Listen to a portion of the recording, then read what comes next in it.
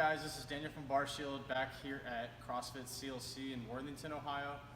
We're here to talk to you about one of the types of barbells out there. So as far as finish goes, so what we have here is a Rogue Power Bar.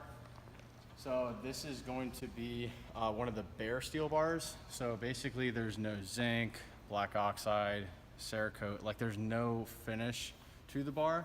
So what that's going to do, it kind of leaves the door open to oxidation, aka rust, where you get that nice orange tint to your bar, or you get that patina look. So what does that mean for you? Some people, it's more of a preference thing.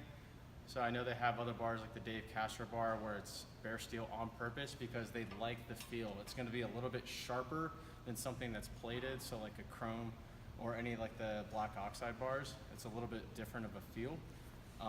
Something that's going to match up similarly as far as the feel goes is stainless steel. So the difference though with that is that it's going to offer basically the best protection against rust, but it's not going to sacrifice how the feel of the bar is.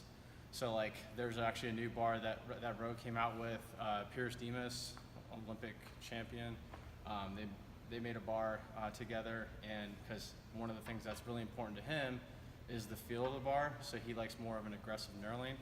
So it really just comes down to a preference. So if you live in a more humid part of the country or world, stainless steel is probably going to be a better option for you.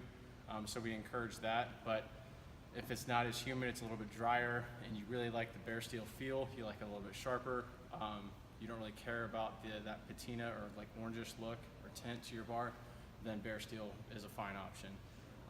Just make sure to use a brush just to keep up. So obviously this bar was just used this morning. You have some chalk stuck in the knurling here, so a quick once over just simply to get that chalk out of there so it doesn't hold moisture will do you some good. So if you have any other questions, hit us up, email or Instagram below. And yeah, thanks for watching.